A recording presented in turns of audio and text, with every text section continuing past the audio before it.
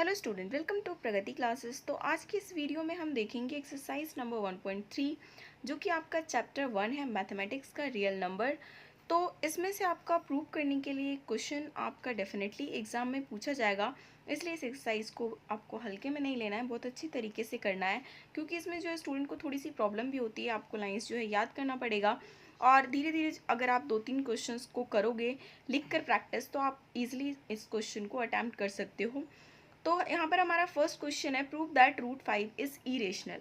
ये तो हमें पता है कि रूट 5 एक इरेशनल नंबर है, बट यहाँ पर आपको प्रूव करके दिखाना है कि आप ये इस चीज़ को प्रूव करो कि रूट 5 एक इरेशनल है। और ये क्वेश्चन आपके एग्जाम में आते हैं पूरे 3 मार्क्स के, तो उसके अकॉर्डिंग आपको लिखना भी होता है। सो फर्स्ट ऑफ ऑल इसको जो हम प्रूव करेंगे वो करेंगे कॉन्ट्राडिक्शन मेथड से।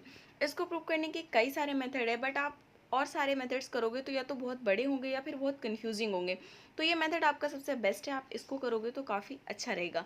सबसे पहले इन्होंने आपसे क्या कहा है कि आप प्रूव करो कि रूट 5 आपका क्या है, एक इरेशनल नंबर है। तो आप क्या करो, सबसे पहले हम ये लेट करके चल रहे हैं कि ये जो रूट 5 है ये क्या है, हमारा रेशनल नंबर है।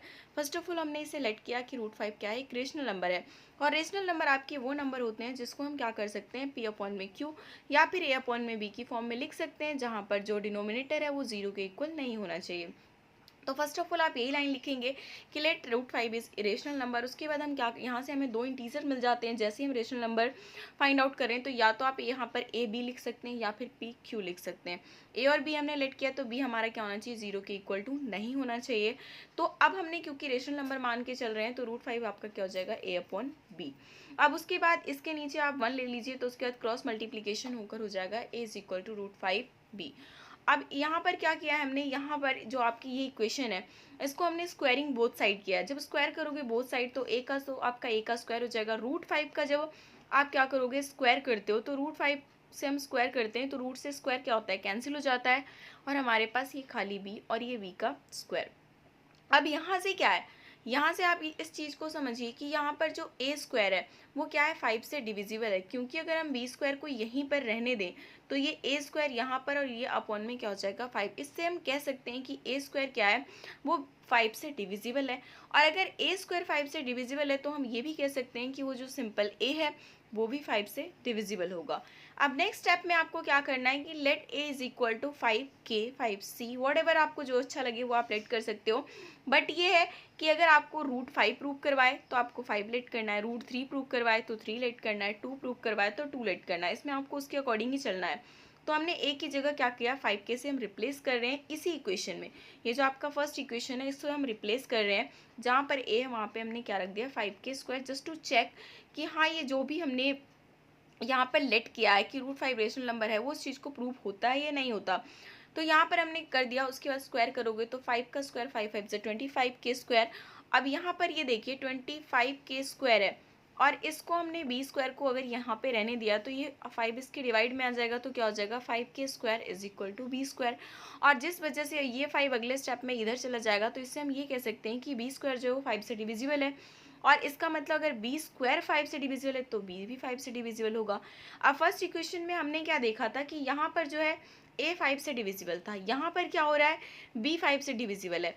और कभी भी जब आप किसी भी रेशनल नंबर को पी अपॉन में क्यू की फॉर्म में लिखते हो तो दोनों के दोनों जो नंबर होते हैं वो दोनों एक ही नंबर से डिविजिबल नहीं हो सकते, क्योंकि वो नंबर हमेशा को प्राइम नंबर होते हैं जिसके बीच में कोई भी कॉमन नहीं आना चाहिए।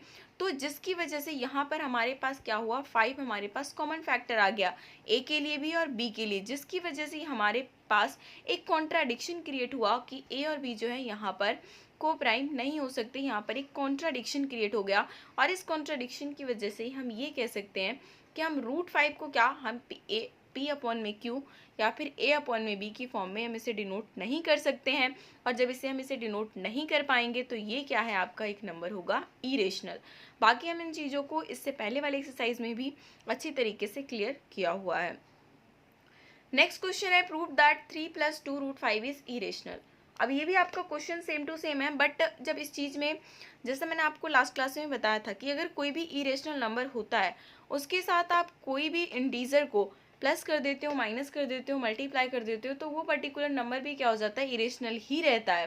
तो यहाँ पर इस चीज़ को प्रूव करना है। बट इस टाइप के क्वेश्चन में क्या होता है कि आप जब जैसे ही आपको ये जोड़कर, घटाकर, मल्टीप्लाई करके, डिवाइड करके देंगे, तो आप ये मान के चलो कि आपको इन्होंने ऑलरेडी बोला हुआ है कि √5 आपका क्या है, ये नंबर जो है आपका ऑलरेडी इरेशनल है। तो इसलिए हमें पहले इस चीज़ को प्रूव करने की ज़रूरत नहीं पड़ेगी। लेकिन एग्जाम में कभी आपको डायरेक्टली ये चीज़ ना बोले और मार्क्स भी आपका 4 मार्क्स का या फिर 3 मार्क्स का आ जाए, तो सबसे पहले आप तो इस बात को प्रूव करोगे कि √5 इरेशनल है, उसके बाद आप इस क्वेश्चन को करोगे। तो यहाँ पर सबसे पहले हमने वही मेथड अप्लाई करेंगे कि सबसे पहले हमने क्या किया, 3 + 2 √5 को हमने रेशनल माना, तो इसे हम a/b की फॉर्म में डिनोट कर सकते हैं। ये हुआ। अब इस टाइप के क्वेश्चन में आपको क्या करना है ना, रूट वाली चीज़ को एकदम अलग करने की कोशिश करनी है। a/b यही था, प्लस का 3 इधर आकर आपका -3 हो गया, और यहाँ पर 2 मल्टीप्लाई में था तो यहाँ पर आपका डिवाइड में हो गया। क्यों? क्योंकि यहाँ पर a और b हमने जब इसे रेशनल नंबर माना था, तो इसमें इट मीन्स क्या है, दोनों इंटीजर की फॉर्म में है। अब दोनों इंटीजर की फॉर्म में है, 2, 3 ये सारे के सारे इंटीजर हैं, तो जिस वजह से हम क्या कह सकते हैं कि ये आपका कैसा नंबर है, रेशनल नंबर है। और अगर ये रेशनल है तो √5 भी रेशनल होना चाहिए, क्योंकि रेशनल के इक्वल टू में तो रेशनल ही रहेगा। लेकिन यहाँ पर फैक्ट जो है वो कॉन्ट्राडिक्ट कर रहा है, क्योंकि हमें पता है कि √5 क्या होता है, इरेशनल नंबर होता है। और ऐसा क्यों हुआ? क्योंकि हमने अजम्पशन गलत रखे थे। तो जिस वजह से हम कह सकते हैं कि 3 + 2 √5 आपका जो टोटल क्या होगा, इरेशनल ही होगा। नेक्स्ट क्वेश्चन है, prove that the following are irrational. आपका टोटली उसी टाइप का क्वेश्चन है, 1/√2, 7 √5 और 6 + √2। तो इस वाले क्वेश्चन में भी 1/√2 को आपने रेशनल मानना है, a/b की फॉर्म में चेंज करेंगे, √2 को आप साइड कर दोगे। तो हम इसे क्या कर रहे हैं, एक दूसरे के अपोजिट में ऊपर कर दे रहे हैं। तो यहाँ पर √2 = b/a हो जाएगा। b/a आपका रेशनल है, क्यों? क्योंकि दोनों के दोनों इंटीजर है। तो इसका मतलब जो √2 है वो भी रेशनल होना चाहिए। लेकिन वही वाली बात है, हमारे पास फैक्ट है कि √2 आपका कैसा नंबर है, इरेशनल नंबर है। और ये हुआ क्यों? क्योंकि हमने एजम्पशन जो है गलत कर लिए थे, तो एजम्पशन फॉल्स था। इस वजह से हम ये कह सकते हैं कि 1/√2 हमारा इरेशनल होगा। अब 7 √5 का क्वेश्चन है आपका, सेम टू सेम उसी कॉन्सेप्ट से चलोगे और आपका इस तरीके से ही ये प्रूफ होगा। ये थर्ड पार्ट है आपका 6 + √2, जैसे हमने थोड़ी देर पहले किया था, उस तरीके से आपको इसको भी क्या कर देना है, वेरीफाई करा देना है।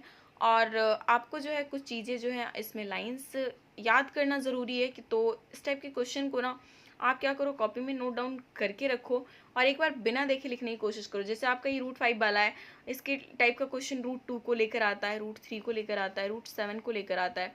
तो ये चारों ही जो है आपके बहुत इंपॉर्टेंट है। तो इन चारों को लेकर आप क्या करो, एक बार अपनी कॉपी में कर लो, उसके बाद आपको इस क्वेश्चन में बिल्कुल भी प्रॉब्लम नहीं आएंगी और 3 to 4 मार्क्स आपके फ्री में हो जाएंगे आपके बोर्ड एग्जाम के लिए। सो आई होप आपको वीडियो अच्छी लगी होगी। वीडियो को लाइक कीजिए, अपने दोस्तों के साथ शेयर कीजिए। चैनल पर नए हैं तो सब्सक्राइब करके बेल आइकन भी क्लिक कर लीजिए, ताकि हर नई वीडियो की इन्फॉर्मेशन आपको मिल सके।